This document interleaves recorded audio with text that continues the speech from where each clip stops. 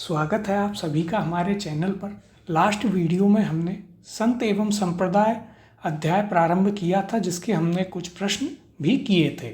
आज की इस क्लास में हम संत एवं संप्रदाय टॉपिक के आगे के प्रश्नों को कवर करेंगे। तो आइए शुरुआत करते हैं अपने पहले प्रश्न के साथ। सहजोबाई का गुरु कौन था? इसके ऑप्शन है आपके पास। पहला लालदास, दूसरा चरणदास, तीसरा रामचरण और चौथा कृपाराम। इसका सही उत्तर है ऑप्शन नंबर 2। रामचरण दास जी जो थे वे सहजोबाई के गुरु थे।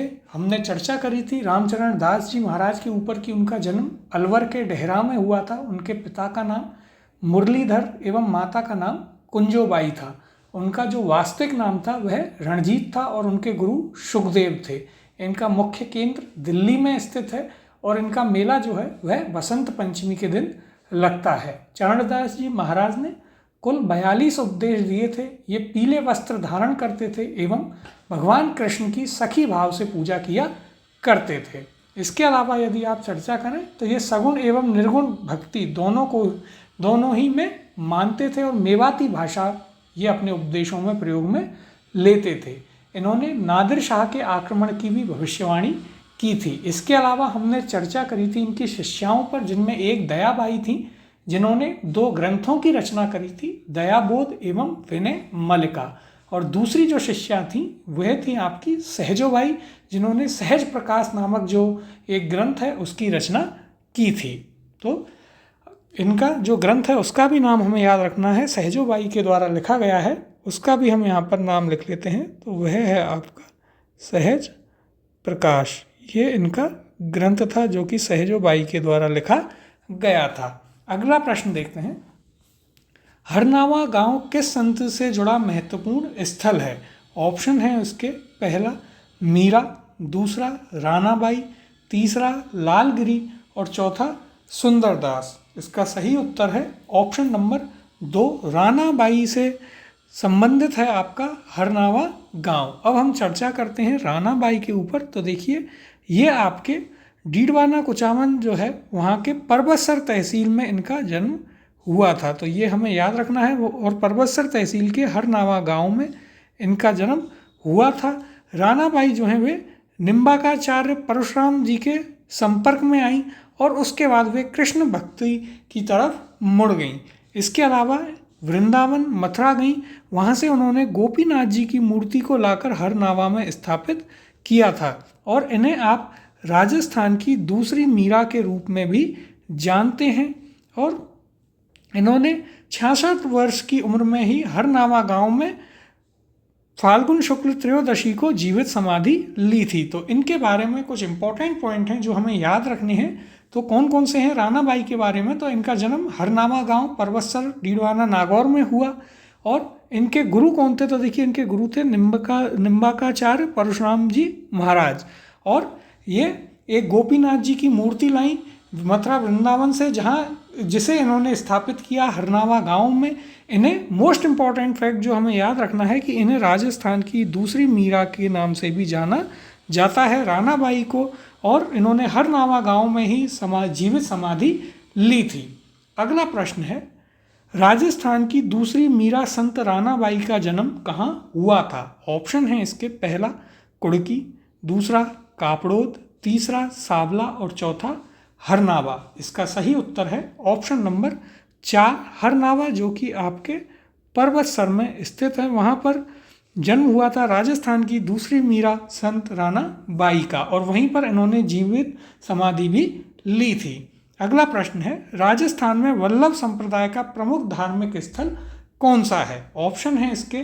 पहला किशनगढ़, दूसरा ऑप्शन है जैसमंद, तीसरा है आपके पास नाथद्वारा और चौथा ऑप्शन है उदयपुर। इसका सही उत्तर है ऑप्शन नंबर 3, नाथद्वारा में आपके वल्लभ संप्रदाय का प्रमुख धार्मिक स्थल है। अब यदि हम चर्चा करें वल्लभ संप्रदाय के ऊपर तो देखिए इसकी स्थापना करी थी वल्लभाचार्य में। वल्लभाचार्य ने इसकी स्थापना करी और वल्लभ संप्रदाय में भगवान कृष्ण के बाल रूप की पूजा की जाती है। यह पॉइंट हमें याद रखना है। इसके अलावा इसमें जो वल्लभ संप्रदाय के मंदिर होते हैं उन्हें हवेली कहा जाता है और मंदिरों में दीवार या कपड़े जो होते हैं उन पर भगवान कृष्ण की पेंटिंग बनाते हैं, जिसे हम जो हमारा चित्रकला वाला चैप्टर था उसमें भी पढ़कर आए हैं, उन्हें पिछवाई कहा जाता है। राजस्थान में इनके कुल यदि हम बात करें तो 41 मंदिर हैं, जिनमें से कुछ प्रमुख मंदिरों की हम चर्चा कर लेते हैं। तो देखिए, मथुरेश जी मंदिर आपका कोटा में है, श्रीनाथ जी सिहाड़ नाथद्वारा में है, फिर द्वारकाधीश जी कांकरोली, गोकुल चंद्र जी कामा और मदन मोहन जी मंदिर वह भी कामा में स्थित है। और यह वही संप्रदाय है जिसके इन्फ्लुएंस में जो थे आपके किशनगढ़ के महाराजा सावन सिंह थे, उन्होंने अपना नाम नागरीदास रख लिया था और उन्होंने अपनी पुस्तक भी लिखी थी नागर समुच्चय, और उनकी मृत्यु भी वृंदावन में हुई थी। इसके अलावा यदि आप चर्चा करेंगे तो कोटा के जो महाराव थे भीम सिंह, उन्होंने भी वल्लभ संप्रदाय के प्रभाव में अपना नाम बदलकर कृष्णदास कर लिया था और कोटा का नाम उन्होंने नंदग्राम रख दिया और शेरगढ़ का नाम बरसाना रखा था। और 12 जो है वहाँ पर सावरिया जी के मंदिर की भी स्थापना उनके द्वारा करवाई गई थी। तो ये वल्लभ संप्रदाय के बारे में कुछ पॉइंट हैं। आइए यहाँ पर भी एक बार इन्हें हम देख लेते हैं। तो देखिए, वल्लभ संप्रदाय के प्रवर्तक कौन थे? तो वे वल्लभाचार्य माने जाते हैं। इसकी यदि हम प्रधान पीठ की चर्चा करें तो वो राजसमंद जिले के नाथद्वारा में स्थित है। यहाँ भगवान कृष्ण के विविध स्वरूपों की सेवा की जाती है और इस सेवा पद्धति में 7 प्रकार के दर्शन होते हैं। कौन कौन से? मंगला, ग्वाल, राजभोग, उत्थान, भोग, आरती एवं शयन रूप। इसके अलावा वल्लभ संप्रदाय के जो मंदिर हैं उनको हवेली कहा जाता है, जैसे कि हमने अभी चर्चा करी, और दर्शन को झांकी कहा जाता है तथा ईश्वर की जो कृपा है उसको पुष्टि कहते हैं। इसके अलावा वल्लभाचार्य के जो पुत्र व उत्तराधिकारी थे विट्ठलनाथ जी, उन्होंने अष्टछाप कवि मंडली का गठन किया था। तो देखिए, यहाँ पर भी कुछ इंपॉर्टेंट पॉइंट है वल्लभ संप्रदाय के बारे में। तो कौन कौन से हमने देखे कि इनके प्रवर्तक जो थे वे वल्लभाचार्य जी थे, मंदिरों को हवेली कहा जाता है, और जो आपके दर्शन होते हैं उनको झांकी कहते हैं, ईश्वर की कृपा को पुष्टि कहा जाता है। इनकी मुख्य पीठ आपके राजसमंद जिले के नाथद्वारा में स्थित है श्रीनाथ जी का मंदिर। इसके अलावा हमने अलग से चर्चा करी थी कुछ मुख्य मंदिरों की, कौन कौन से थे? तो मथुरेश जी कोटा, द्वारकाधीश जी कांकरोली, गोकुल चंद्र जी और मदन मोहन जी कामा में थे, यह हमने चर्चा कर ली थी। और वल्लभाचार्य के जो पुत्र व उत्तराधिकारी थे विट्ठलनाथ जी, उन्होंने अष्टछाप कवि मंडली की स्थापना करी थी। यह पॉइंट भी हमें यहाँ पर याद रखना है। अगला प्रश्न देखते हैं। सुमेलित कीजिए, एक तरफ मंदिर दिए गए हैं और दूसरी तरफ कौन से स्थान पर हैं वह दिया गया है। तो देखिए, यह सारे मंदिर आपके वल्लभ संप्रदाय के हैं, हमने अभी इन पर चर्चा करी है। तो पहले मंदिर देखते हैं। द्वारकाधीश जी, श्रीनाथ जी, मथुराधीश जी और गोविंद देव जी। स्थान है आपके पास कोटा, नाथद्वारा, जयपुर और कांकरोली। तो देखिए, सर्वप्रथम द्वारकाधीश जी आपको दिए गए हैं जो कि कांकरोली में स्थित हैं, यह आपका 4 से सुमेलित होगा। फिर आपके श्रीनाथ जी नाथद्वारा में है, 2 से मैच होगा जो कि इनकी मुख्य पीठ है वल्लभ संप्रदाय की। फिर आपके मथुराधीश जी जो या फिर मथुरेश जी वे आपके कोटा में स्थित हैं, यह आपका 1 से मैच होगा। और गोविंद देव जी आपके जयपुर में स्थित हैं जो कि आपका 3 से मैच होगा। तो यहाँ पर आपका सही कूट बनता है 4, 2, 1 एवं 3।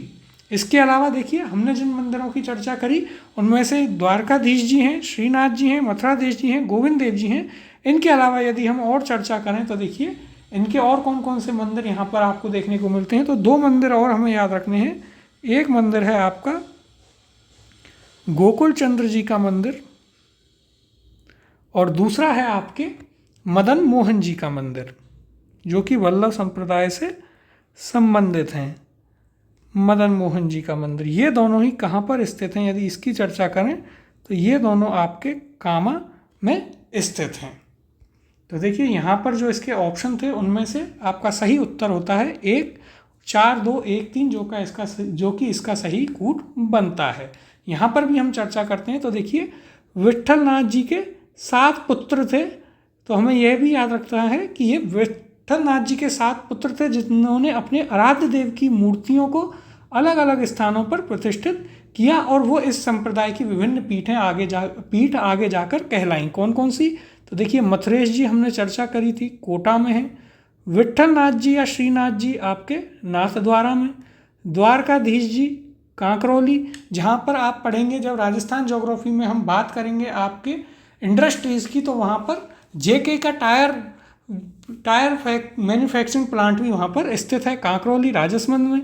गोकुलनाथ जी आपके गोकुल उत्तर प्रदेश, फिर गोकुल चंद्र जी कामा जो कि अब डीग में आता है, फिर बालकृष्ण जी सूरत गुजरात, और मदन मोहन जी कामा डीग। तो इनमें से हमने जो राजस्थान में आते हैं उनकी चर्चा कर ली है, और 7 जो विट्ठलनाथ जी के पुत्र थे उन्होंने कौन कौन से स्थानों पर 7 पीठें स्थापित करी थी उसकी भी हम चर्चा कर चुके हैं, और ये इम्पोर्टेंट है, इसे हमें याद रखना है। अगला प्रश्न देखते हैं। संत भूरीबाई अलग का कार्य क्षेत्र था। ऑप्शन है आपके पास मारवाड़, मेवाड़, वागड़ और गोंडवाड़। इसका सही उत्तर है ऑप्शन नंबर 2 मेवाड़। संत भूरीबाई अलग जो थी वे आपके उदयपुर में उनका जन्म हुआ था। वह वे निर्गुण और सगुण दोनों ही भक्तियों में मानती थी। तो देखिए हमें याद रखना है, संत भूरीबाई अलग ये उदयपुर से संबंधित थी, मेवाड़ से, और ये निर्गुण एवं सगुण दोनों ही भक्तियों में, दोनों ही परंपराओं में इनकी मान्यता थी। अगला प्रश्न है, मीराबाई के पिता कौन थे? ऑप्शन है आपके पास, पहला भीम सिंह, दूसरा सवाई सिंह, तीसरा कर्ण सिंह और चौथा रतन सिंह। इसका सही उत्तर है ऑप्शन नंबर 4। रतन सिंह जो थे वे मीराबाई के पिता थे। अब हम चर्चा कर लेते हैं यहाँ पर मीराबाई की। तो देखिए 16वीं सदी में मीराबाई, जिनके बचपन का नाम यदि देखें तो इनके बचपन का नाम पेमल था। इनका जन्म कुड़की नागौर जो परगना था उसमें हुआ था, जो कि वर्तमान में अजमेर व्यावर की जैतारण में आता है। जिनके पिता का नाम रतन सिंह था, और मीराबाई के जो पति थे वे हम सभी जानते हैं कि भोजराज थे, जो कि राणा सांगा के ज्येष्ठ पुत्र थे।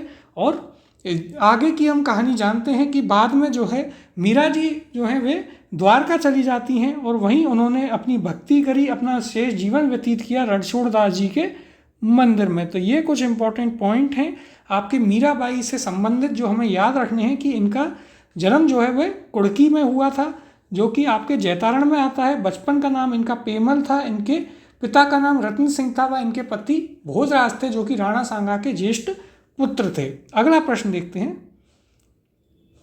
मीराबाई किस सदी की कवयित्री थी? ऑप्शन है आपके पास, पहला 16वीं सदी की, दूसरा 19वीं सदी की, तीसरा है 18वीं सदी की, और चौथा ऑप्शन है 14वीं सदी की। तो इसका सही उत्तर है ऑप्शन नंबर 1। मीराबाई आपके 16वीं सदी की कवयित्री थी। इसे आप ऐसे भी याद रख सकते हैं कि ये जो भोजराज थे उनकी पत्नी थी, और वे राणा सांगा के ज्येष्ठ पुत्र थे। तो आप वहाँ से भी इस कालखंड को पता कर सकते हैं। अगला प्रश्न है, निम्न में से कौन सा मीराबाई का जन्म स्थान है? इसके ऑप्शन है, पहला कुड़की, दूसरा सादड़ी, तीसरा मानपुर भाकरी और चौथा सोजत। इसका सही उत्तर है ऑप्शन नंबर 1 कुड़की जो है वह मीराबाई का जन्म स्थान है। इनके पिता का नाम रत्न सिंह था। अगला प्रश्न है, कवयित्री मीरा के पति का नाम था? ऑप्शन है इसके, पहला रतन सिंह, दूसरा है भोजराज, तीसरा ऑप्शन है उदय सिंह और चौथा है यहाँ पर राणा सांगा। इसका सही उत्तर है ऑप्शन नंबर 2 भोजराज जो थे, जो कि राणा सांगा के ज्येष्ठ पुत्र थे, वे मीराबाई के पति थे। और बाद में मीराबाई, वहाँ से हम पढ़ते हैं कि मेवाड़ से वे द्वारका चली गईं, और वहाँ पर उन्होंने अपनी पूरा जीवन जो है वो भगवान कृष्ण की भक्ति में व्यतीत किया, रणछोड़ दास जी के मंदिर में। अगले प्रश्न की ओर चलते हैं, मीरा ने अपना अंतिम समय किस स्थान पर बिताया था? ऑप्शन है इसके, पहला द्वारका, दूसरा चित्तौड़, तीसरा मेड़ता और चौथा मथुरा। इसका सही उत्तर है ऑप्शन नंबर 1 मीराबाई जो थी उन्होंने अपना अंतिम समय द्वारका में व्यतीत किया था। अगला प्रश्न है, दासी मत का संबंध किससे है? ऑप्शन है यहाँ पर, पहला मीरा, दूसरा गभरीबाई, तीसरा दयाबाई और चौथा सहजोबाई। इसका सही उत्तर है ऑप्शन नंबर 1 मीरा से संबंध है आपके दासी मत का। यदि हम इसकी चर्चा करें तो देखिए मीरा के जो पद हैं उन्हें आप हरजस कहते हैं, और मीरा जो हैं मीराबाई उन्हें राजस्थान की राधा कहा जाता है। यह पॉइंट हमें याद रखना है।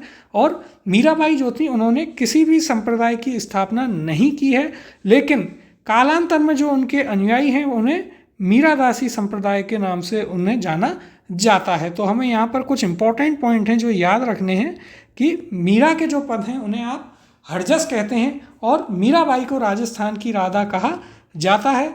स्वयं मीराबाई ने किसी भी संप्रदाय की स्थापना नहीं की थी, लेकिन उनके जो अनुयायी हैं उन्होंने मीरादासी संप्रदाय की आगे जाकर स्थापना करी थी। ये एक महत्वपूर्ण पॉइंट है जो हमें याद रखना है। अगला प्रश्न है, राजस्थान के किस संत द्वारा सत्यभामाजी नुरूषणु की रचना की गई? इसके ऑप्शन है आपके पास, पहला है दादू दयाल जी, दूसरा ऑप्शन है दरियाब जी, तीसरा ऑप्शन है मीराबाई और चौथा ऑप्शन है रामदास जी। इसका सही उत्तर है ऑप्शन नंबर 3, मीराबाई के द्वारा रचना की गई थी सत्यभामाजीनु रूसणु। यदि हम इसकी चर्चा करें कि मीराबाई ने किन किन चीज़ों की रचना करी थी, तो देखिए मीराबाई ने गीत गोविंद की टीका, राग गोविंद, पदावली, नरसी जीरो मायरो, जो कि मीराबाई के निर्देशन में ब्रज भाषा में रत्ना खाती द्वारा लिखी गई है, और सत्यभामाजीनु रूसणो नामक ग्रंथों की रचना की गई थी। तो यह भी इम्पोर्टेंट क्वेश्चन है और इसके हमें फैक्ट्स याद रखने हैं कि मीराबाई ने किन किन ग्रंथों की रचना करी थी। तो एक बार पुनः इन्हें देख लेते हैं। मीराबाई ने गीत गोविंद की टीका, राग गोविंद, पदावली, नरसी जीरो मायरो, जिसे कि लिखा किसके द्वारा गया था, तो रत्ना खाती के द्वारा इसे लिखा गया था मीराबाई के निर्देशन में। यह महत्वपूर्ण तथ्य है जो याद रखना है। और सत्यभामाजीनु रूसणो इन ग्रंथों की मीराबाई ने रचना की थी। अगला प्रश्न है, निम्नलिखित में से कौन सी रचना मीराबाई की है? ऑप्शन है आपके पास, पहला सखी, दूसरी बीजक, तीसरा शबद और चौथा पदावली। इसका सही उत्तर है आपके पास ऑप्शन नंबर 4, पदावली जो है वह मीराबाई के द्वारा रची गई एक रचना है। अगला प्रश्न देखते हैं, संत पीपा के अनुसार मोक्ष का साधन है। ऑप्शन है आपके पास, पहला भक्ति, दूसरा ध्यान, तीसरा साधना और चौथा ऑप्शन है आपके पास पाप। इसका सही उत्तर है ऑप्शन नंबर 3, साधना। जो संत पीपा हैं उनके अनुसार मोक्ष का साधन आपके साधना है। यदि साधना की जाती है तो मोक्ष प्राप्त होता है, ऐसा संत पीपा जी का कहना था। अब देखिए इनकी हम यहाँ पर चर्चा कर लेते हैं। तो देखिए संत पीपा जो हैं उनका सही नाम प्रताप सिंह खींची था, और हम जानते हैं कि वे गागरौन के राजा थे। झालावाड़ में है गागरौन, वहाँ के राजा थे। इसकी हमने पूर्व में चर्चा करी थी। इनके गुरु रामानंद जी थे, और संत पीपा जो हैं वे दर्जी समाज के मुख्य देवता माने जाते हैं। इनका मंदिर समदड़ी बाड़मेर में है। इनकी एक गुफा है जो कि टोड़ा टोंक में स्थित है, और इनकी छतरी गागरौन में स्थित है। इनका मेला चैत्र पूर्णिमा पर लगता है। अब हम चर्चा करते हैं कौन कौन से ग्रंथों की रचना संत पीपा के द्वारा की गई थी। तो इन्होंने पीपा पर्ची, चितावनी और पीपा कथा की रचना की थी, जिनमें से हमें चितावनी याद रखना है क्योंकि बाकी दो में तो संत पीपा का नाम आता है। और इन्हीं से प्रभावित होकर, संत पीपा से प्रभावित होकर जो टोड़ा के राजा थे शूरसेन, उन्होंने अपना पूरा जितना भी धन दौलत थी उनके पास उसे साधु संतों में बांट दिया था। अब देखिए यहाँ भी हम चर्चा करते हैं संत पीपा की। तो देखिए इनका जन्म हुआ था गागरौन में। वास्तविक नाम इनका क्या था, तो प्रताप सिंह खींची इनका वास्तविक नाम था। इनके गुरु कौन थे, तो इनके गुरु थे रामानंद जी। इन्होंने राजपाट को त्याग दिया था और अपने छोटे भाई अचलदास खींची को दे दिया था। इनका जो मंदिर है वह बाड़मेर के समदड़ी नामक स्थान पर इनका भव्य मंदिर स्थित है। पीपा जी ने गागरोन गढ़ का प्रबंध संभालते हुए सुल्तान फिरोज शाह तुगलक को भी युद्ध में पराजित किया था। यह जब हमने चर्चा करी थी अध्याय में राजवंशों की, वहाँ पर यह हम पढ़कर आए हैं। ये दर्जी समुदाय के संत पीपा को अपना आराध्य मानता है। दर्जी समुदाय के ये आराध्य संत हैं, एवं इनका कहना था कि बिना भक्ति के जो आपकी मुक्ति है वह कैसे भी आपको प्राप्त नहीं हो सकती है। तो संत पीपा का ऐसा कहना था। तो अब हम देखिए यहाँ पर हमें इसमें याद रखना है, इसका सही उत्तर है ऑप्शन नंबर 1 भक्ति। हमें जो इम्पोर्टेंट पॉइंट यहाँ पर याद रखने हैं संत पीपा के बारे में, तो इनका वास्तविक नाम प्रताप सिंह खींची था, गागरोन के राजा थे। इनके गुरु रामानंद जी थे। दर्जी समाज के ये मुख्य देवता या संत के रूप में पूजे जाते हैं। इनका मंदिर कहाँ स्थित है, तो इनका मंदिर समदड़ी बाड़मेर में स्थित है। इनकी गुफा टोंक में स्थित है। तो हमें देखिए एक पॉइंट यहाँ पर यह याद रखना है कि इनकी गुफा कहाँ स्थित है, तो इनकी गुफा आपके स्थित है टोड़ा टोंक में। और टोड़ा के ही राजा थे शूरसेन, जिन्होंने इनसे प्रभावित होकर अपना पूरा धन साधु संतों में बांट दिया था। इनकी छतरी गागरोन में है। वह इनके ग्रंथ जो है पीपा पर्ची, पीपा कथा और एक और इनका ग्रंथ है जो हमें याद रखना है, जिसका नाम है चिटवाड़ी। तो यह हमें याद रखना है। देखिए यहाँ पर हम उसे लिख लेते हैं चिटवाड़ी। यह भी संत पीपा का एक ग्रंथ है। अगला प्रश्न है, राजस्थान के किस संत और रामानंद के शिष्य ने अपने राज्य को त्याग कर गुरु मंडली में सम्मिलित हुए? ऑप्शन है इसके, पहला धन्ना जी, दूसरा जम्भो जी, तीसरा पीपा जी और चौथा रैदास। इसका सही उत्तर है ऑप्शन नंबर 3 पीपा जी। यानी कि संत पीपा जो थे वे अपना राजपाट त्याग देते हैं गागरोन का। अपने छोटे भाई अचलदास खींची को वे अपना राजपाट दे देते हैं और अपने गुरु रामानंद जो थे उनके साथ गुरु मंडली में शामिल हो जाते हैं। अगले प्रश्न की ओर चलते हैं। तो देखिए, संत पीपा जी का जन्म स्थान निम्नलिखित में से कौन सा है? ऑप्शन है आपके पास, पहला गागरोन, दूसरा कतरियासर, तीसरा पीपासर और चौथा बिलाड़ा। इसका सही उत्तर है ऑप्शन नंबर 1। संत पीपा का जन्म गागरोन में हुआ था। प्रताप सिंह खींची उनका वास्तविक नाम था और वे गागरोन के राजा थे। अगला प्रश्न है, संत पीपा के गुरु थे? ऑप्शन है इसके, पहला रामानुज, दूसरा कबीर, तीसरा है आपके पास रामानंद और तीसरा चौथा है यहाँ पर शंकराचार्य। इसका सही उत्तर है ऑप्शन नंबर 3। रामानंद जो थे वे संत पीपा के गुरु थे। अगला प्रश्न है, एक शासक एवं संत पीपा किस स्थान से संबंधित थे? ऑप्शन है आपके पास, पहला आम्बेर, दूसरा वाराणसी, तीसरा जायल और चौथा गागरोन। तो इसका सही उत्तर है ऑप्शन नंबर 4। गागरोन से संबंधित थे आपके संत पीपा या फिर प्रताप सिंह खींची। अगला प्रश्न है, निम्न में से कौन गागरोन के राजपूत शासक थे? ऑप्शन है, पहला धन्ना जी, दूसरा ऑप्शन है पीपा जी, तीसरा है दादू दयाल जी और चौथा ऑप्शन है चरणदास जी। इसका सही उत्तर है ऑप्शन नंबर 2। संत पीपा जी जो हैं वे आपके गागरोन के राजपूत शासक थे। इनके वास्तविक नाम की यदि हम चर्चा करें तो इनका वास्तविक नाम था प्रताप सिंह खींची। यह इनका वास्तविक नाम था जो आपको याद रखना है। अगला प्रश्न है, संत पीपा की गुफा कहाँ है? ऑप्शन है इसके, पहला गागरोन, दूसरा पीपाड़, तीसरा टोड़ा और चौथा धनेरा। तो इसका सही उत्तर है ऑप्शन नंबर 3 टोड़ा, जो कि टोंक में है। वहाँ पर संत पीपा की गुफा स्थित है। अब यदि हम इस पर चर्चा करें तो देखिए, पीपा जी यानी कि प्रताप सिंह खींची की गुफा टोड़ा ग्राम केकड़ी में स्थित है। पीपा जी की छतरी जो है, पीपा जी की छतरी गागरोन झालावाड़ में स्थित है तथा पीपा जी का मंदिर तो वह हमने पढ़ा था बाड़मेर बालोतरा के समदड़ी में स्थित है, लूनी नदी के किनारे पर है।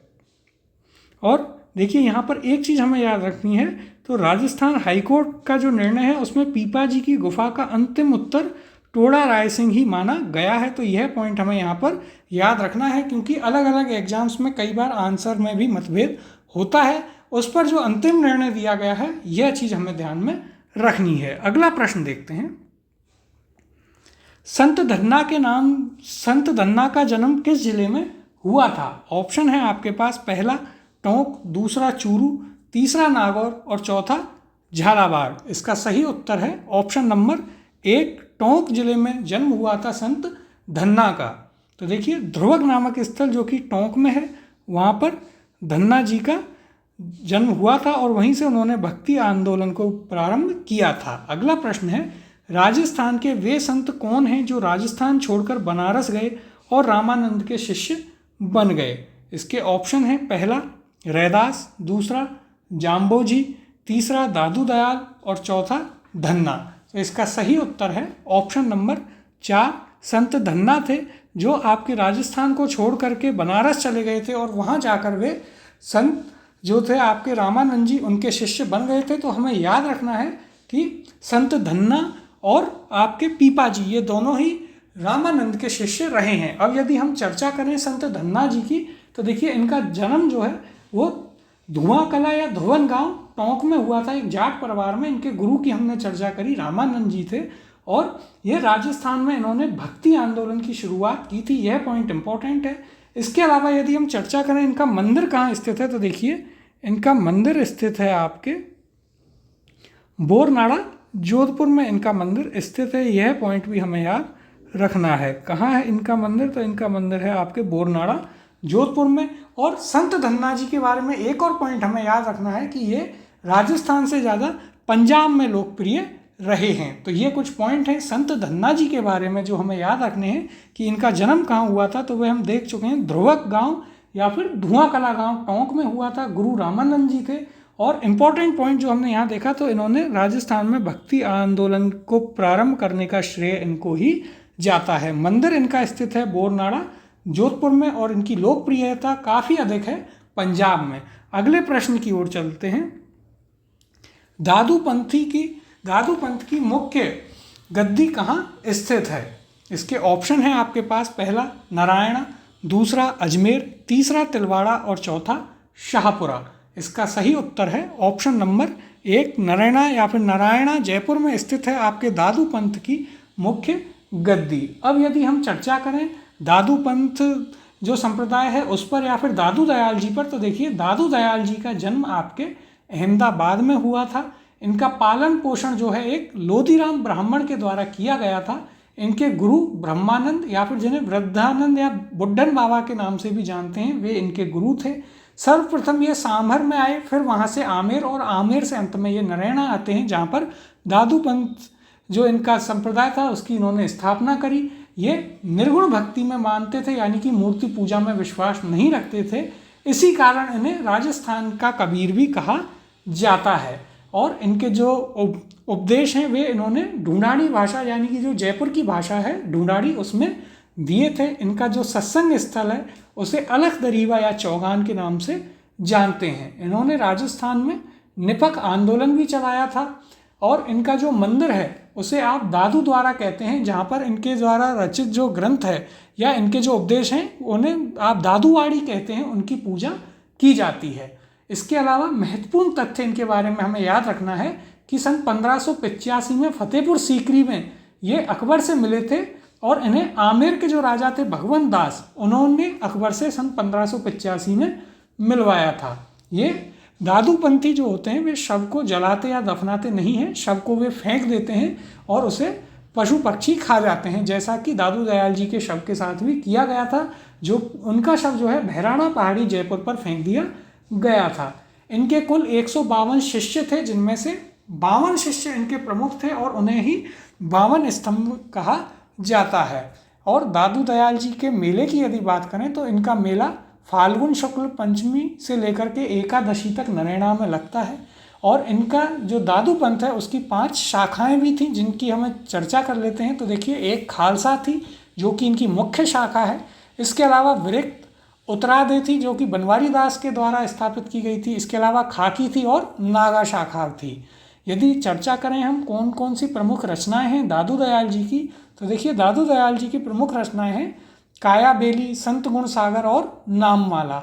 अब हम चर्चा करते हैं इनके शिष्यों की। तो कुल हमने देखा इनके 152 शिष्य थे, जिनमें से 52 शिष्य इनके प्रमुख थे, जिन्हें आप 52 स्तंभ के नाम से भी जानते हैं। अब उनमें से भी कुछ और प्रमुख शिष्य हैं, जैसे कि सर्वप्रथम सुंदरदास जी, जिनका सही नाम भीमराज था, जो कि बीकानेर के राजा कल्याणमल के छोटे भाई थे।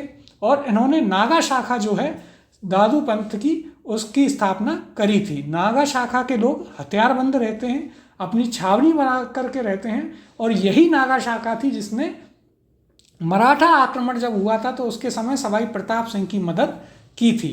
दूसरे इनके प्रमुख शिष्य थे रज्जब जी, जो कि सांगानेर के एक पठान थे और वे आजीवन दूल्हे के वेश में रहे। और उनकी पुस्तकें थीं रज्जब वाणी और सरवंगी।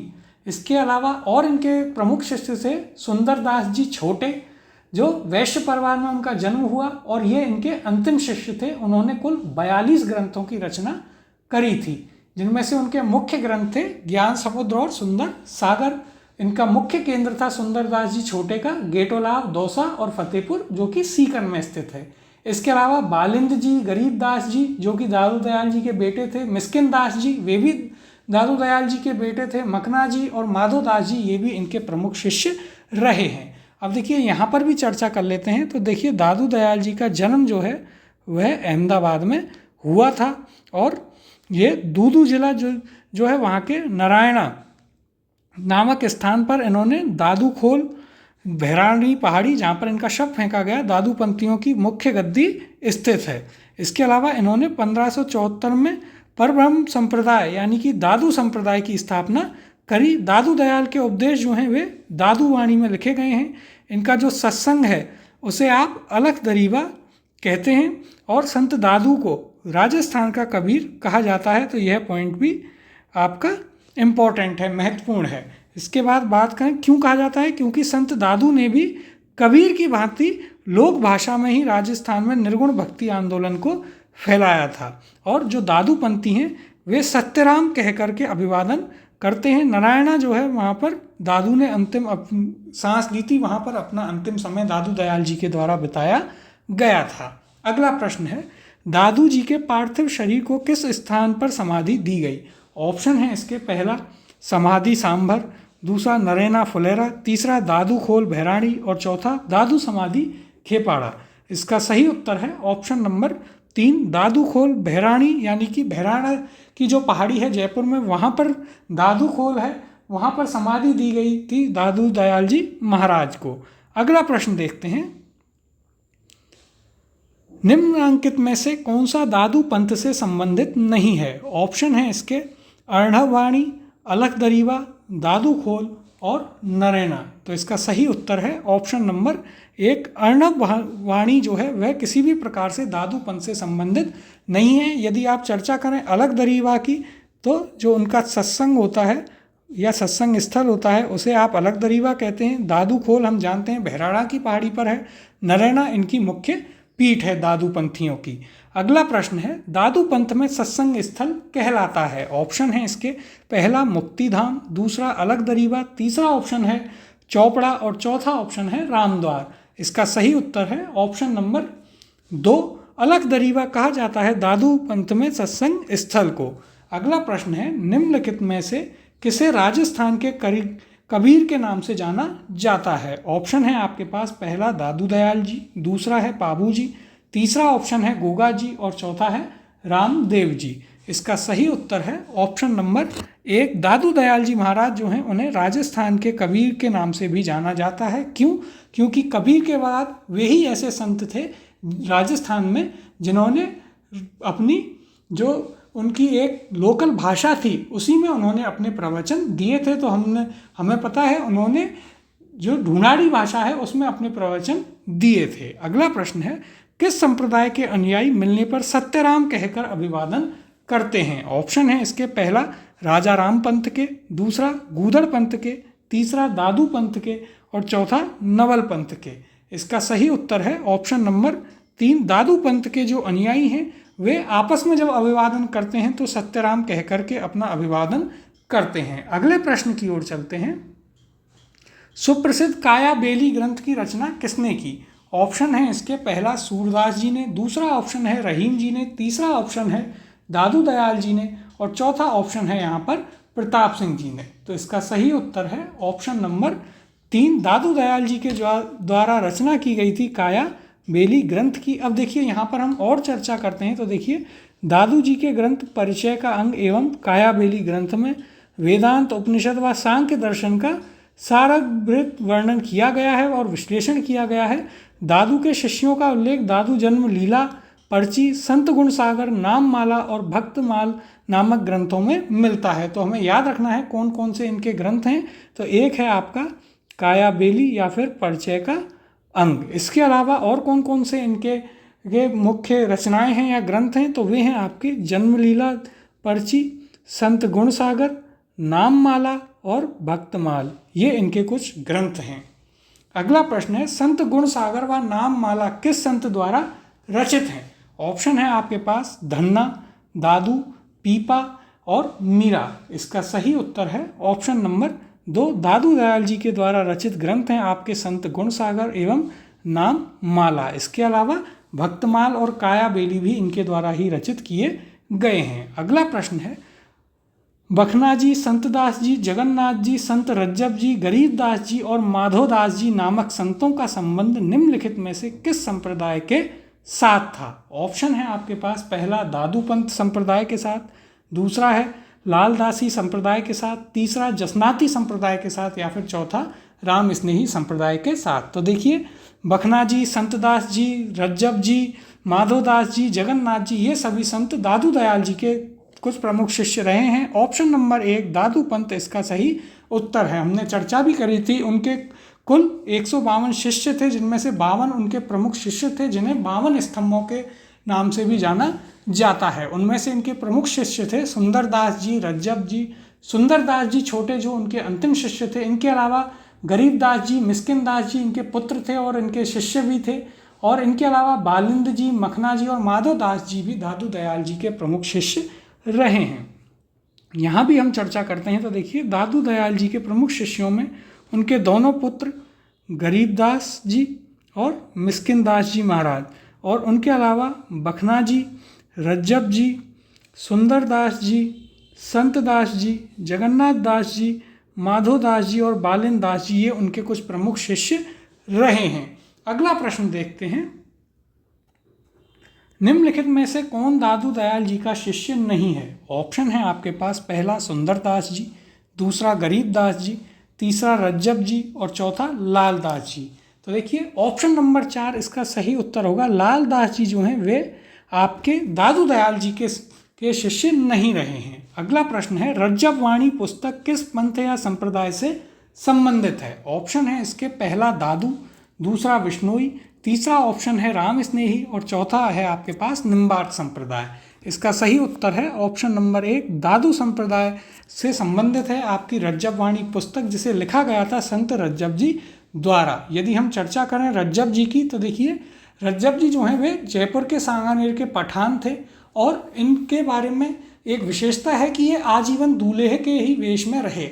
ऐसा कहा जाता है, जो इनकी कहानी है कि जो संत रज्जब जी थे वे अपने विवाह के लिए जा रहे थे, लेकिन बीच में वे एक जगह रुके। वहाँ पर संत दादू दयाल जी का प्रवचन चल रहा था और ये दूल्हे के वेश में थे। उस दिन इनका विवाह था। उनके प्रवचनों को सुनकर रज्जब जी इतने प्रभावित हुए दादू दयाल जी से कि उन्होंने वहीं फैसला लिया कि वे विवाह नहीं करेंगे, वे अब भक्ति की ओर आगे बढ़ेंगे। और उन्होंने आज्ञा मांगी दादू दयाल जी से, जिन्होंने उन्हें आज्ञा दी और कहा कि तुम अब आजीवन इसी वेश में, जिस वेश में तुम्हें यह ज्ञान प्राप्ति हुई है उसी में रहो। तो इसलिए आजीवन रज्जब जी जो हैं वे दूल्हे के वेश में रहे। यहाँ भी देखिए इनकी चर्चा करें तो देखिए दादू दयाल जी के कुल 152 शिष्यों में से 52 शिष्य जो हैं वे प्रमुख थे, जिन्हें आप 52 स्तंभ या थाम्बे भी कहते हैं। इनमें सुंदरदास जी व रज्जब जी जो हैं वे दोनों प्रमुख हैं। सांगानेर जयपुर में जन्मे रज्जब जी विवाह के लिए जाते समय दादू जी के उपदेश सुनकर उनके शिष्य बनकर जीवन भर दूल्हे के वेश में रहते हुए दादू के उपदेशों का उन्होंने बखान किया। और इनके प्रमुख ग्रंथों की चर्चा करें तो इनके द्वारा रज्जब वाणी एवं सर्वंगी, ये दोनों ग्रंथ लिखे गए रज्जब जी महाराज के द्वारा। तो ये हमने रज्जब जी के बारे में चर्चा करी। अगले प्रश्न की ओर चलते हैं, जीवन भर दूल्हे के वेश में रहते हुए दादू के उपदेशों का बखान करने वाला संत कौन था? इसके ऑप्शन है, पहला सुंदरदास जी, दूसरा रज्जब जी, तीसरा ऑप्शन है रामपाल दास जी और चौथा ऑप्शन है यहाँ पर माधो सिंह जी। तो देखिए ये सभी जो हैं दादू दयाल जी के शिष्य रहे हैं, लेकिन आजीवन दूल्हे के वेश में रहे थे आपके रज्जब जी। ऑप्शन नंबर 2 इसका सही उत्तर है, जिन पर हमने अभी चर्चा करी थी। अगला प्रश्न है, दादू पंथ की कितनी शाखाएं थीं? ऑप्शन है आपके पास 4, 5, 6 या 8 शाखाएं। इसका सही उत्तर है ऑप्शन नंबर 2, दादू पंथ की कुल 5 शाखाएं थीं। कौन कौन सी शाखाएं थीं? तो देखिए दादू पंथ की प्रमुख शाखाएं थीं खालसा, जो कि उनकी मुख्य शाखा थी। इसके अलावा विरक्त, उत्तरादे, खाकी और नागा। नागा जो शाखा थी उसको सुंदरदास जी के द्वारा स्थापित किया गया था। अब देखिए यहाँ पर हम चर्चा करते हैं दादू संप्रदाय की शाखा या उपशाखाओं की, बहुत ही महत्वपूर्ण है ये, तो इसे आप ज़रूर ध्यान से सुने। देखिए पहली शाखा आती है आपके पास खालसा। तो दादू दयाल जी के जो बड़े पुत्र थे गरीबदास, उनने जो आचार्य परंपरा चलाई वह आगे जाकर के खालसा कहलाई। तो इसकी स्थापना किसके द्वारा करी गई? दादू दयाल जी के बड़े पुत्र गरीबदास जी के द्वारा। और इसका प्रमुख केंद्र कहाँ है? तो वह आपके नारायणा दूदू या जयपुर में स्थित है। दूसरी शाखा है नागा। इस पंथ के नागा शाखा के संस्थापक कौन थे? तो इसकी हमने चर्चा करी, वे सुंदरदास जी थे। ये नागा शाखा जो है वह हथियारबंद रहती थी, तो हमें यह चीज़ भी यहाँ पर याद रखनी है। नागा शाखा जो है वह आपकी हथियार रखती थी। फिर आपकी तीसरी है उत्तरादय या स्थानधारी। तो ये वह शाखा है जो राजस्थान को छोड़कर उत्तरी भारत में चले गए थे।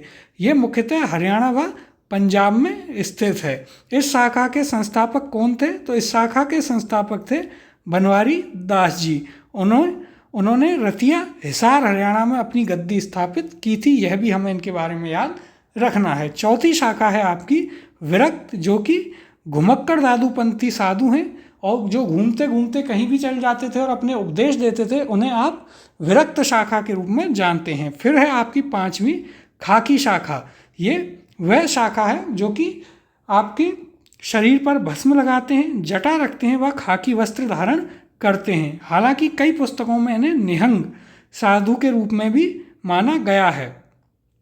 तो यह हमें याद रखना है। तो दादू पंथ की कितनी शाखाएं थी? पहला पॉइंट, तो दादू पंथ की कुल 5 शाखाएं थी। कौन कौन सी? खालसा जो कि प्रमुख शाखा थी, जिसे गरीबदास जी के द्वारा स्थापित किया गया था। फिर आपकी नागा शाखा थी, जिसे सुंदरदास जी के द्वारा स्थापित किया गया था। यह शाखा हथियारबंद रहती थी, ये छावनी बना के रहते थे अपनी, और यही वो शाखा थी जिसने मराठा आक्रमण के समय सवाई प्रताप सिंह की मदद करी थी जयपुर की रक्षा के हेतु। तीसरी शाखा थी उत्तरादय या फिर स्थानधारी। ये वह शाखा थी जो राजस्थान से आगे बढ़कर के उत्तर की दिशा में पंजाब एवं हरियाणा में चले गए थे, और इनकी स्थापना बनवारी दास जी के द्वारा की गई थी। फिर आपकी चौथी शाखा आती है विरक्त, जो कि घुमक्कड़ दादूपंथियों की शाखा है। और फिर आपकी आती है खाकी शाखा। तो ये हमने यहाँ पर चर्चा करी है दादू पंथ की 5 शाखाओं की। अगला प्रश्न देखते हैं। खालसा, खाकी, नागा राजस्थान के किस संप्रदाय के भाग हैं? ऑप्शन है आपके पास, पहला रामस्नेही संप्रदाय के, दूसरा दादू पंथ संप्रदाय के, तीसरा चरणदास जी संप्रदाय के, और चौथा लालदासी संप्रदाय के।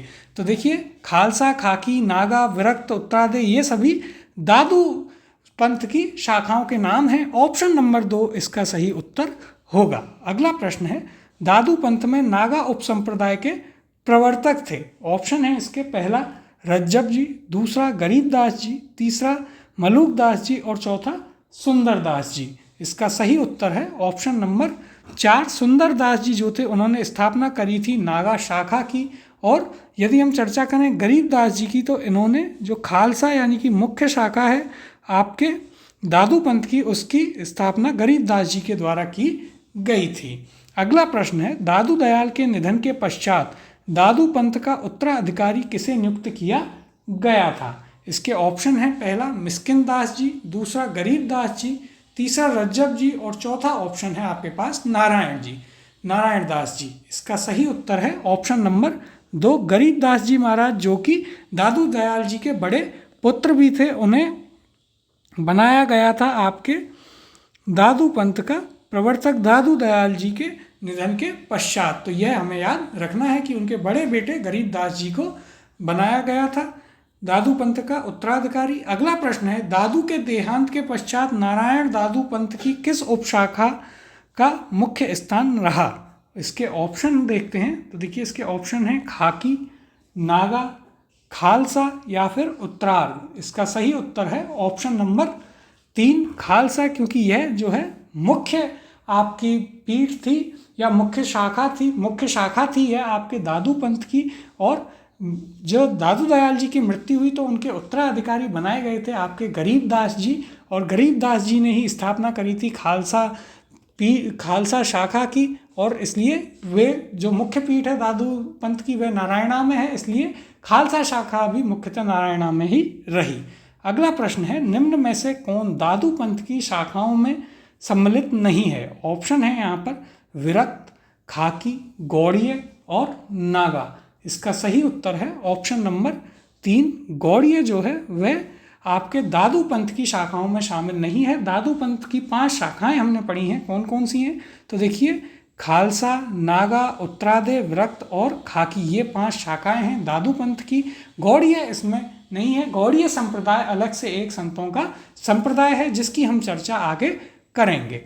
अगला प्रश्न है, दादू और उनके शिष्यों की रचनाएं अधिकतर किस भाषा में पाई जाती हैं? ऑप्शन है इसके, पहला मेवाती भाषा में, दूसरा ऑप्शन है ढूंढाड़ी भाषा में, तीसरा ऑप्शन है मेवाड़ी भाषा में और चौथा ऑप्शन है आपके पास मारवाड़ी भाषा में। इसका सही उत्तर है ऑप्शन नंबर 2। ढूंढाड़ी भाषा में जो है आपको दादू पंथ की सभी जो रचनाएं हैं या फिर उनके अधिकतर जो उपदेश हैं वे ढूंढाड़ी भाषा में देखने को मिलते हैं, क्योंकि उनकी मुख्य पीठ भी आपके जयपुर में स्थित है जो कि आपके ढूंढाड़ क्षेत्र में आता है। अगला प्रश्न है, मुगल सम्राट अकबर द्वारा जिस संत को फतेहपुर सीकरी आमंत्रित किया गया था वह था।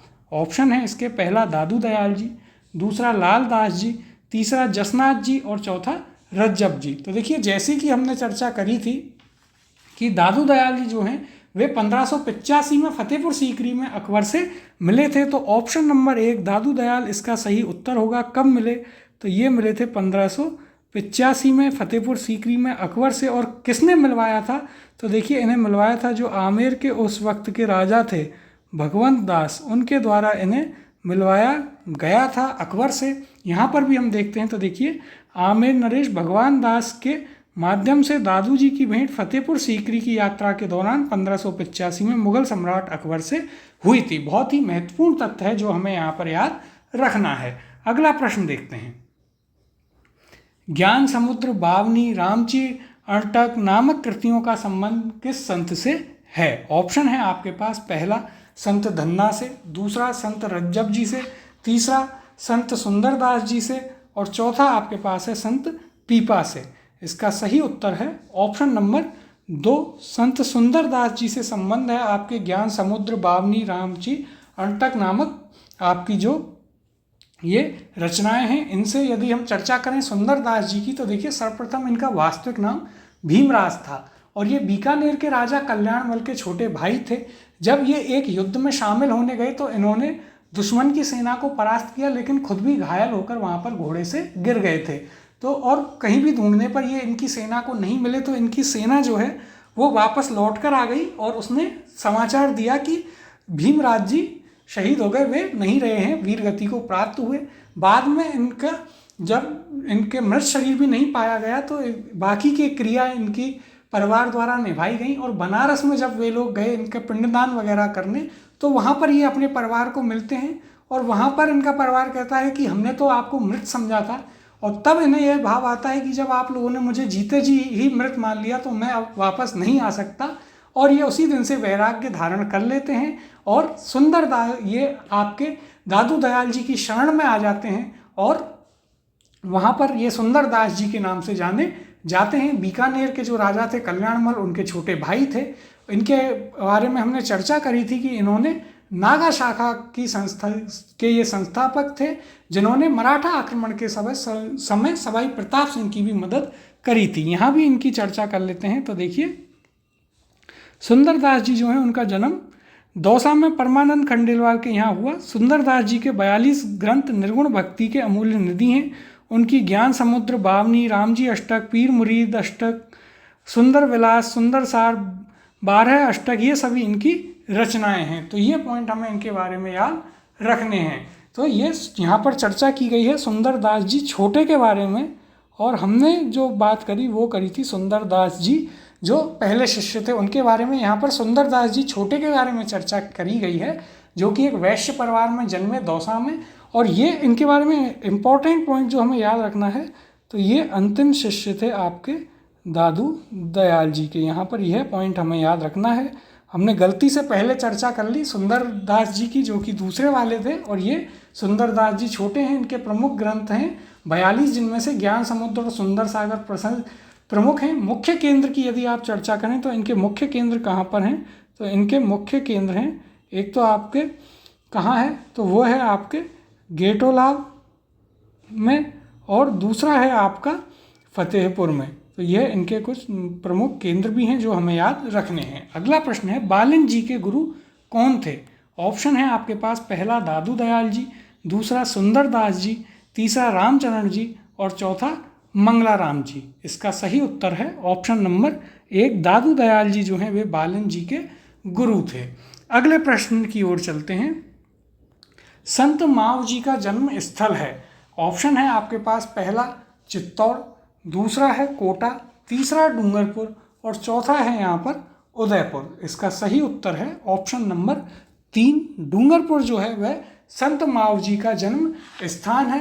अब हम चर्चा करेंगे यहाँ पर संत मावजी के ऊपर। तो देखिए मावजी का जन्म जो है आपके सावला डूंगरपुर में हुआ, वही इनका मुख्य केंद्र भी है। इन्होंने ही बेड़ेश्वर धाम की स्थापना करी थी जो कि भगवान शिव से संबंधित है। इनका जो संप्रदाय है वह निष्कलंकी संप्रदाय है और ये भगवान विष्णु के कल की अवतार को मानते हैं, उनकी पूजा करते हैं। इनके उपदेशों की भाषा वागड़ी है क्योंकि ये वागड़ क्षेत्र से संबंधित हैं, डूंगरपुर से।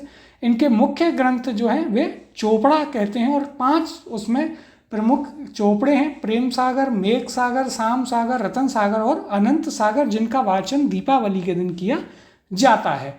इसके अलावा सावला के अलावा इनके मुख्य केंद्र जो अन्य केंद्र हैं वे शेषपुर और पुंजपुर में भी स्थापित हैं। तो देखिए यहाँ पर भी हम इनकी चर्चा करते हैं। डूंगरपुर जिले के आसपुर तहसील के सावला गांव में जन्म हुआ मावजी का। इन्होंने सामाजिक बुराइयों को समाप्त करने और कलंक रहित समाज बनाने हेतु निष्कलंक संप्रदाय या निष्कलंकी संप्रदाय की स्थापना करी थी। यह हमें याद रखना है। वाद विवाद की शैली में इनके हस्तलिखित 5 बड़े ग्रंथ हैं जिन्हें आप चौपड़ा कहते हैं, जिनमें से एक चौपड़ा सावला मंदिर में, दूसरा पुंजपुर मंदिर में, तीसरा मेवाड़ के अंतर्गत शेषपुर जो कि सलूम्बर के पास है वहाँ पर, और चौथा बांसवाड़ा के विश्वकर्मा मंदिर में रखे गए हैं। और 5वां जो चौपड़ा है उसके बारे में ऐसी मान्यता है कि वह मराठों द्वारा आक्रमण करने पर उसे अपने साथ ले गए थे। इसके अलावा यदि हम चर्चा करें तो बेड़ेश्वर धाम की स्थापना भी इन्होंने ही सोम, माही, जाखम नदियों के त्रिवेणी संगम पर नवटापारा में करी थी और इनका प्रमुख मंदिर एवं पीठ माही तट पर सावला गांव में स्थित है।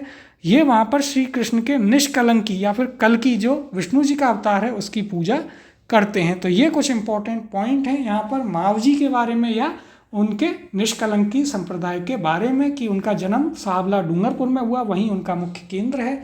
बेड़ेश्वर धाम की स्थापना इन्होंने करी और निष्कलंक इनका संप्रदाय है जो क्योंकि ये भगवान कृष्ण के निष्कलंक अवतार की पूजा करते हैं और इन्हें विष्णु भगवान का, मावजी को स्वयं विष्णु भगवान का कल की अवतार भी माना जाता है। वागड़ी भाषा में इन्होंने अपने प्रवचन दिए और इनके मुख्य ग्रंथ को चौपड़ा कहा जाता है।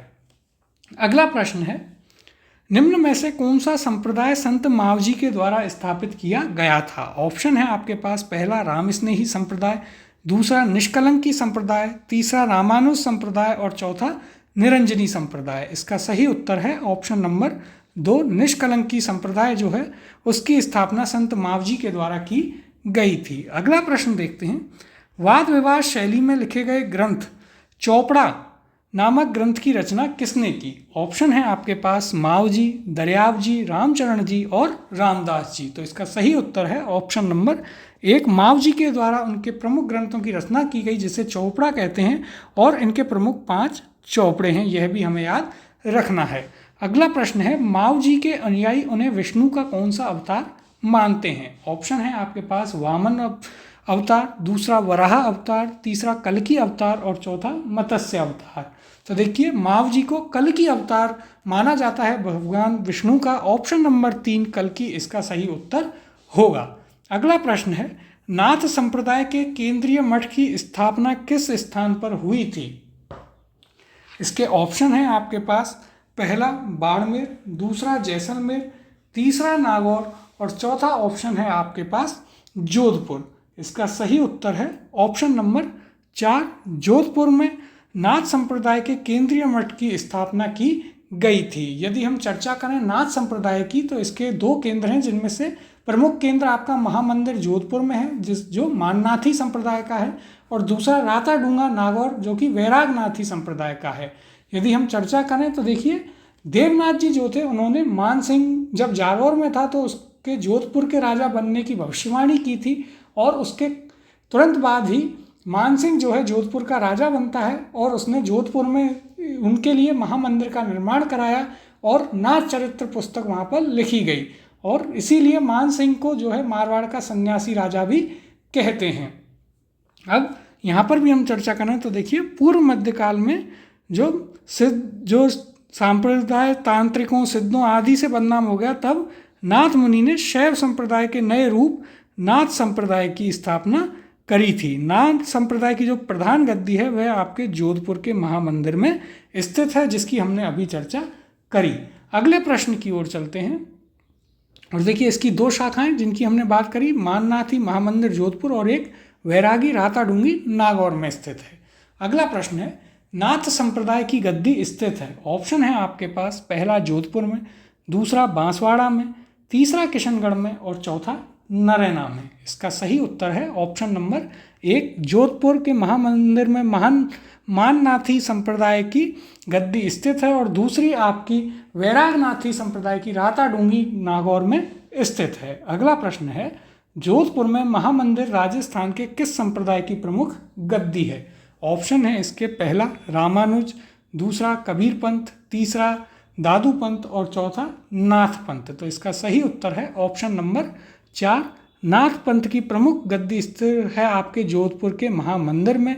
और दूसरी जो इनकी गद्दी है जो वैरागनाथी है, यहाँ उसे हम लिख लेते हैं, वह भी हमें याद रखनी है। तो देखिए वैरागनाथी जो आपकी इसकी गद्दी है वह स्थित है आपके कहाँ पर, तो नागौर के राताडूंगी कहाँ है, यह है आपका नागौर में, यह आपको याद रखना है। अगला प्रश्न है, आचार्य तुलसी ने अणुव्रत आंदोलन का सूत्रपात कब किया। इसके ऑप्शन है, पहला 1945 में, दूसरा 1945 में, तीसरा 1952 में और चौथा है आपका 1949 में। इसका सही उत्तर है ऑप्शन नंबर 4, 1949 में जो आचार्य तुलसी थे उनके द्वारा अणुव्रत आंदोलन का सूत्रपात किया गया। अब हम चर्चा कर लेते हैं आचार्य तुलसी जी के बारे में। तो देखिए तेरापंथ संप्रदाय जो है उसके ये प्रवर्तक थे, आचार्य थे। उन्होंने अणुव्रत व आचार्य महाप्रज्ञ जो थे उन्होंने प्रेक्षाध्यान का सिद्धांत दिया है। आचार्य तुलसी की यदि हम बात करें तो इनका जन्म कहाँ हुआ, यह आपके लाड़नू जो कि नागौर डीडवाना कुचावन में आता है, वहाँ 1914 में हुआ। ये जैन श्वेतांबर संप्रदाय जो है उसके 9वें आचार्य हैं और इन्होंने 1 मार्च 1949 से अणुव्रत आंदोलन जो है वह चूरू जिले के सरदार शहर से प्रारंभ किया था। तो यह कुछ इंपॉर्टेंट पॉइंट हैं आचार्य तुलसी के बारे में जो हमें याद रखने हैं कि ये श्वेतांबर जो जैन श्वेतांबर संप्रदाय है उसके 9वें गुरु हैं, 9वें आचार्य हैं। इन्होंने अणुव्रत आंदोलन जो है वह सरदार शहर चूरू से प्रारंभ किया था। ये इनके बारे में इंपॉर्टेंट पॉइंट हमें याद रखना है। अगला प्रश्न देखते हैं,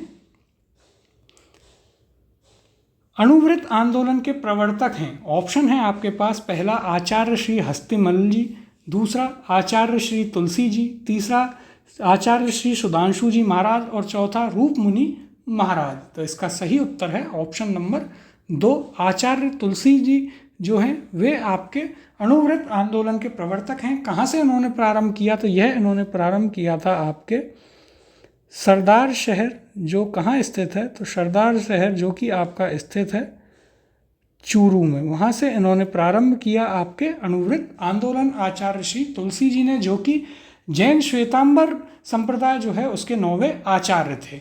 अगला प्रश्न है, राजस्थान में 13 पंथ के प्रवर्तक रहे हैं। ऑप्शन है इसके, पहला धरणी वराह जी, दूसरा श्रमणनाथ जी, तीसरा जिनसेन जी और चौथा है भीकण जी।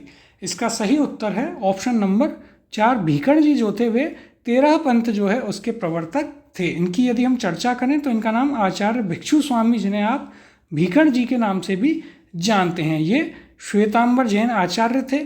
और इसी श्वेतांबर जैन आचार्य में थे आपके आचार्य तुलसी जी। इनका जन्म कहाँ हुआ था, देखिए इनका जन्म हुआ था आपके कटलिया में। और आचार्य रघुनाथ जी के संप्रदाय जो कि जैन श्वेतांबर संप्रदाय था उसमें इन्होंने दीक्षा ली और उसके बाद 13 साधु और 13 ही सामायिक करने वाले श्रावकों के साथ इन्होंने जैन श्वेतांबर के 13 पंथ संप्रदाय की स्थापना की थी और इस प्रकार से ये इस संप्रदाय के प्रथम आचार्य या प्रवर्तक बने थे। तो ये हमने चर्चा करी आपके भीकड़ जी या फिर आचार्य भिक्षु स्वामी के ऊपर। ये थे हमारे आज के प्रश्न जो कि हमने संत एवं संप्रदाय जो हमारा चैप्टर है उसके ऊपर किए हैं। और इसमें हमने कई सारे संतों के ऊपर चर्चा करी, कई सारे उनके संप्रदायों के ऊपर चर्चा करी है, जैसे कि वल्लभ संप्रदाय, दादू पंथ, इसके अलावा निष्कलंकी संप्रदाय, माव जी, दादू दयाल जी, इन सभी के ऊपर हमने इसमें चर्चा करी है। हमें संत एवं संप्रदाय में मुख्यतः यह याद रखना है कि यह संत या संप्रदाय कौन से स्थान से संबंधित है। कोई संप्रदाय है तो उसकी स्थापना किसके द्वारा की गई और संत का जन्म कहाँ हुआ। इसके अलावा वह कौन से क्षेत्र या कौन सी भाषा में उनके प्रवचन थे। ये सब चीज़ें हमें यहाँ पर याद रखनी है। इससे आगे के प्रश्न हम अपनी अगली क्लास में कवर करेंगे।